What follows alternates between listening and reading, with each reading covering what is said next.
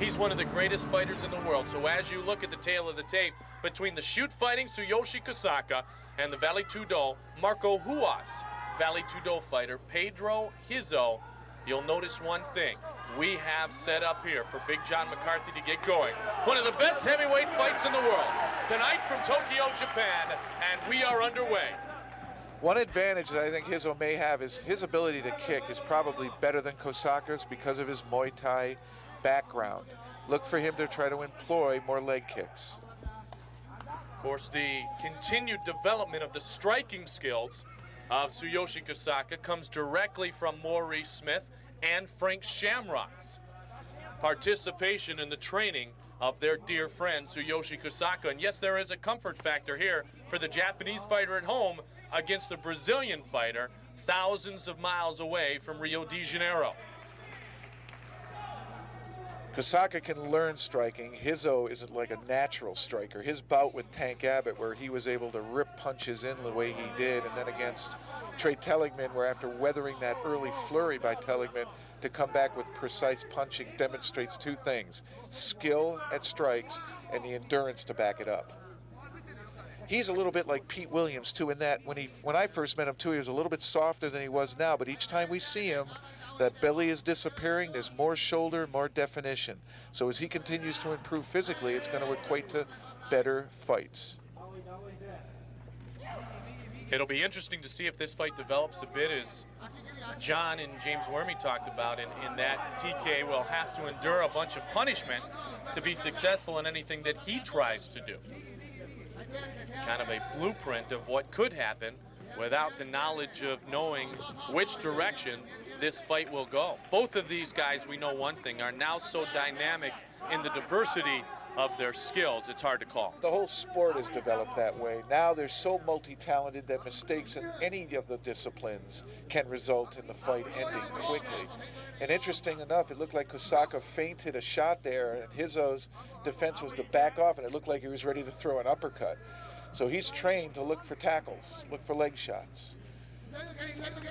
The only blemish in the career of that man, Tsuyoshi Kosaka, the loss, and the extra session to Boss Rutten. And many agree, you and I, amongst those many, that Kosaka was in control points-wise of that fight before Boss Rutten won his first heavyweight belt with the barrage of punches that finally knocked out TK in the overtime session.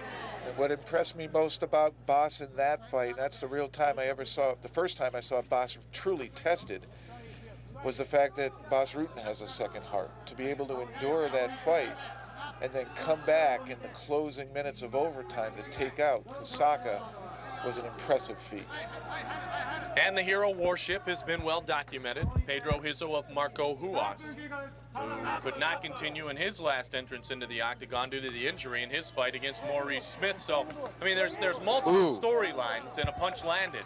Multiple storylines in this fight that go further than just the most important factor, and that is the man who stands victorious after the completion of this bout will have an opportunity in the very near future to fight for the heavyweight belt.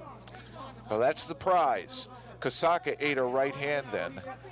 And the other thing about Kosaka is he has a reputation as a bleeder. If he winds up getting cut, that may become a problem. They exchange kicks. Solid kicks. But again, the pace slows. This looks like one of those one-punch specials, as we saw earlier, where they all seem to be feeling out, loading up for that one opportunity.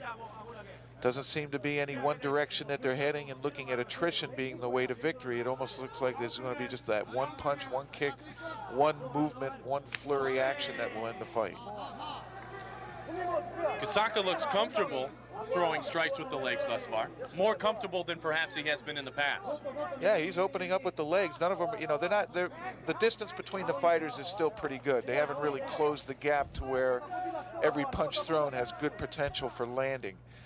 Here it's sort of 1-2, 1-2 from way outside. Maybe the second one might sneak in. But they're too far away right here to really gauge with their hands. Now it's coming together again.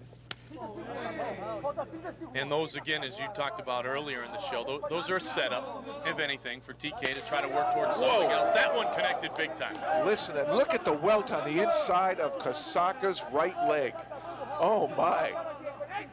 Reminds me of what Rizzo did to Coleman's leg. Reminds me of what Smith did to Coleman's leg and what Smith did to Tank Abbott's legs. And those fights, some of them prior to our first trip to Japan back in '97. Good first round. Both guys stayed busy. And 5 minutes of our 15 minutes of allotted time have come to conclusion. Well, it certainly didn't come down to a grappler versus striker. Kosaka comfortable on his feet. Might feel happy enough to stay there and duke it out and trade strikes with Pedro Rizzo. I have a feeling Rizzo here might start picking up the energy. He really didn't press the fight at all against Kosaka. Actually, neither fighter really pressed the fight. That was really more of a feeling out round. 3 rounds here. If I had to score that, I'd probably given that a draw. Would you say that you're almost, as an opponent of this man, Tsuyoshi Kosaka's, nervous to the degree of the unexpected because Kosaka continues to develop so much in his skills working with the Alliance? In other words, more simply put, you're not sure what TK's going to bring to the octagon each time he enters it? I would say that's fair. Each time he comes in, he's better prepared and he's more well-rounded. He already had the grappling background. What he needed to improve was his striking, and that's what he got out of the Alliance. Pedro Rizzo, however, fits into that very same definition. He keeps improving. No one quite knows what he's going to bring into the octagon next. And if he continues to improve as he had through his fights that we've seen him in, he's somebody that could very well be wearing the belt down the road. I mean, as a kickboxer, the record of Pedro Rizzo stands at 31 wins and 1 no contest with 30 knockouts. 4-time Brazilian Muay Thai champion. I mean, this is a guy who can end a fight quickly. And he's ended a couple of them in the UFC that way. And Muay Thai is an attrition sport. I mean, the sport's designed to do nothing but hit your opponent with fists, elbows, knees, and kicks. And if Rizzo has that kind of a record in Muay Thai, he's used to taking some serious abuse. And he's also very active with his legs. And up to now, we really haven't seen him. I thought we might see more of the kicking or the kneeing, but he hasn't really employed it yet. But we know he's got hands. He's a natural striker. Kosaka had to really work to learn it.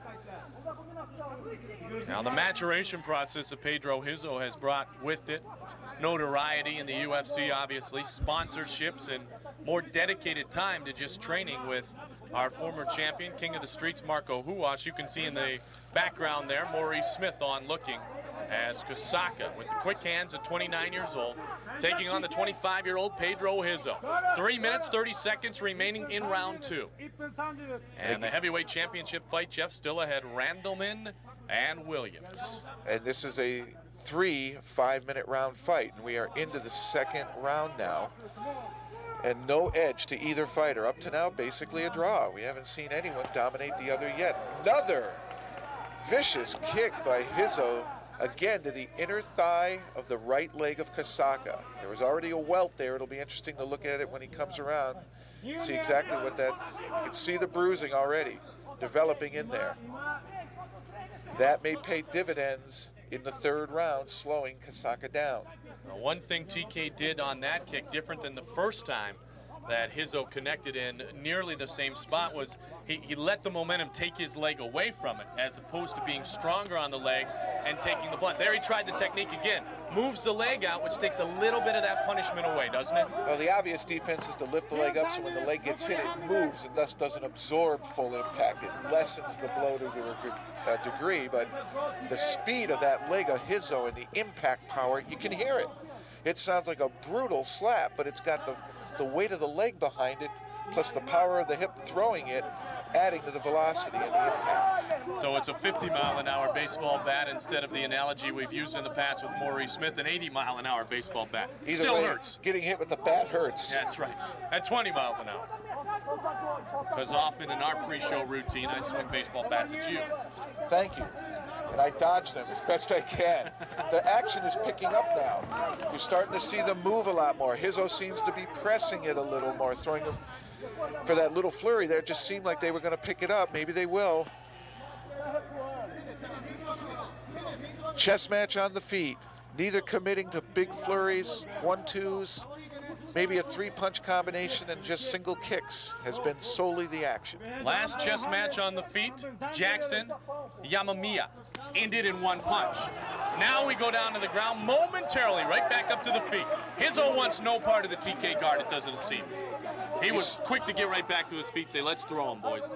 It's not so much the guard. He doesn't want Kosaka on top. Right. Kosaka attempted the takedown. Rizzo, beautiful sprawl, flattened Kosaka out, extended the arms. No chance at the takedown. I mean, the luta libre form of fighting, it does combine the jiu-jitsu skills, so it's not as if Rizzo cannot be effective on the mat, but he certainly likes to throw them with his kickboxing and Muay Thai background.